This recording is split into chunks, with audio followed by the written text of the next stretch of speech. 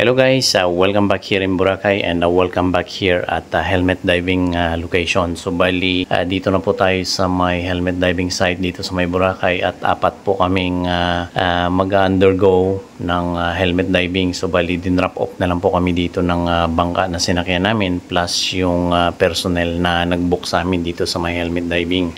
So ipapakita ko lang po sa inyo yung mga helmet na ginagamit which is naka-attach po siya ng air hose doon sa may mga tangke nila which is being or the one that's supplying the air or the oxygen para doon sa may helmet which is going to be worn by the personnel na bababa doon sa may tubig. So medyo mabigat po yan, nasa 55 kg. So kung makikita po ninyo yung mga tao is a constant coming in and constant getting off. So ibig sabihin tapos na po yan sila ng activity dito sa may Boracay and yan po. So bali papakita ko sa inyo may bumababa.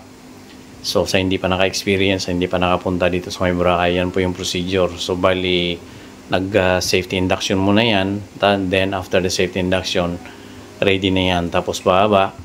Tapos may diver dyan na nag-aantay sa kanya na mag-assist sa kanya papunta sa ilalim, then ipapatong yung helmet. Tapos hatakin na siya ng diver pababa. So yan po. So sa amin, bali magsa-safety induction po kami dyan. At prior kaming bababa sa may tubig or mag-undergo din ng helmet diving. So bali nakaschedule na po kami for safety induction. So hinihintay na lang namin yung personnel na it's going to carry it out. So bali ito po, pakinggan natin siya. Ngayon, una niyo pong gagawin, baba muna sa hagdan, isa-isa, tapos i-level po natin yung tubig sa bibig natin. Tapos hintayin niyo pong may lagay nung kasama namin yung helmet sa balikat nyo. Pag nakalagay na po yung helmet sa balikat, bitaw na po kayo sa hagdan, tapos na kayo sa helmet sa diver sa kung bahala magbaba sa inyo sa ilalim. Kapag pababa naman kayo dyan, ma'am sir, makakaramdam po kayo ng pressure sa kanya. May mga paraan po kayo para mawala yan. Una po, lunok-lunok lang tayo ng laway o igalaw-galaw lang natin yung panga natin. Pag di po makuha sa ganung paraan, may space po sa harapan yung helmet natin, pwede nyo ipasok isang kamay sa loob. Ang gagawin nyo lang po, sarado nyo lang po bibig, takpan nyo lang ilaw, tapos blow lang po tayo sa ilong natin. Every time na mararamdaman po yung pressure, gano'n lang po ang gagawin hanggang makakapag kayo sa ilalim. Ilang minutes po yun, sir? 15 minutes to 1 minute. 15 minutes sa may sea floor. Ano ulit yung parang Baba lang muna sir sa hagdan. I-level yung tubig sa tingin.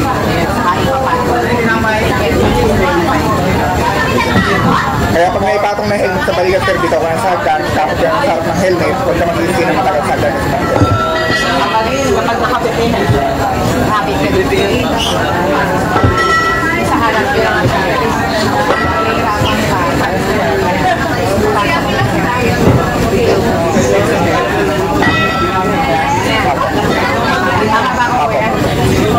tapos sa ilalim, pag nasa ilalim na po tayo, maglalakad lang po tayo. Magtawag po tayong lalakad. Pero yung lakad po natin is puro forward lang po. Huwag po tayong lalakad ng patras.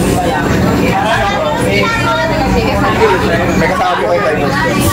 Tapos sa ilalim po, huwag nyo rin pong iyo po yung helmet. Pero if accidentally po, naiyo ko yung helmet, pumasok yung tubig sa loob, huwag po kayo magpapanik. Huwag nyo tatanggalin yung helmet. Ang gagawin nyo lang po is ibalik nyo lang sa straight yung helmet, nawawala po ang tubig sa loob.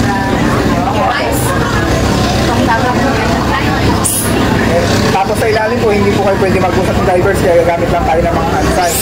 Pag nagsasign po ng ganito si divers, ibig sabihin sinecheck na kung okay kayo. Kung okay po tayo, response na tayo ng ganito. Pag po tayo magre-response ng ganito kasi ito yung going up natin. Tapos ito naman po yung baba, into, tapos kung may problema naman po. Okay, review. Okay. Going up, going down. Tapos problem. Stop. Okay? Tapos divers po, pag suminta yung siya ng ganito, ibig sabihin, pinipicture na kayo. Ito naman po yung video sign natin sa ilalim. Tapos compress po, para nakasay yung picture nyo. So bali sa may video sir, bali ang sinabi kanina is may sarili kayong video. May gagamitin kaming camera sir para ipapasa na lang sa cellphone. Hindi mo nakikita ang patalikod niya. Kasi sir, may tendency na ma-off balance ka or may maapakan ka. At saka hindi mo sir makikita sa inyo nasa likod. Kaya ang lakad natin is puro forward lang.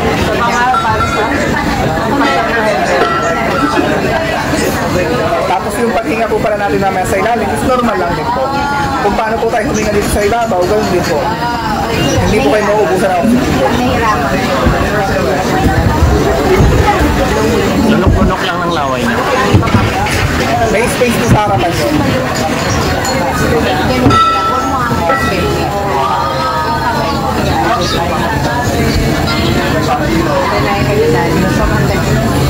Yun lang naman po ma'am sir, wala na po tayong tanong.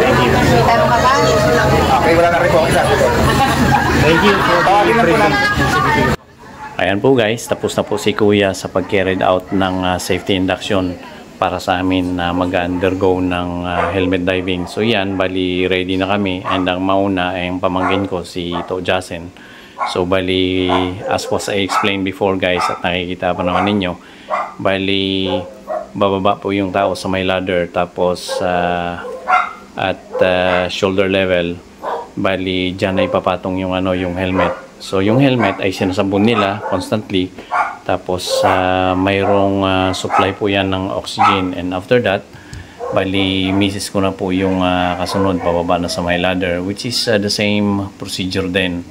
So ang risk lang po dyan ay kailangan na mag-equalize po yung pressure sa ilalim ng tubig at saka sa may tainga.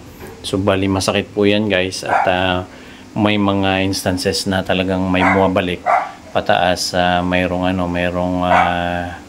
hindi kinaya, bumalik at dumugo yung ilong, minsan ay masakit siya sa tainga. So yan, ang babae umakyat na, tapos na po siya ng adventure niya sa ilalim. So bali kasunod ay kami na. So hinihintay na lang po ng misis ko yung helmet na ilalagay sa may balikat niya. Then after that ay alalayan po siya ng diver pababa. So yan, bali pababa na siya, inaalalayan siya all the way down ng diver sa tubig. So next is my son. So bali sinabi ko sa kanya na okay lang na medyo kaya na tayo yung adventure ay part ito ng bakasyon natin. So happy naman siya, and he wants to try, kasi nung unang punta namin dito bata pa talaga siya at talagang hindi pwede. Kaya sabi namin na pagbalik na lang niya, so which is ito na yung time na masusubukan niya itong adventure na to, which is yung helmet diving. So yan, bali hinintay na lang niya yung diver na mag resurface, tapos yung mag-assist sa kanya, then ilalagay na yung helmet sa may braso niya. So it takes a while kasi may nilalagay. So yan, bali papalabas na si Kuya, then bali ang next in line po dyan ay ipapatong na yung helmet sa may balikat niya. So yan, titingnan nyo po guys, yan medyo mabigat po yan guys ha. So sa mga hindi pa naka-experience, especially yung mga anak nyo gusto ng ganitong adventure, medyo mabigat po, mabigat tong helmet na to. So it's my turn, and yan, nasa ladder na po ako dyan.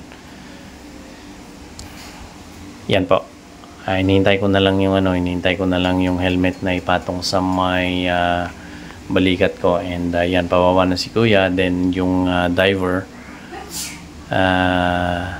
naka-surface na siya, and the one is going to bring me down. So yan po, yan.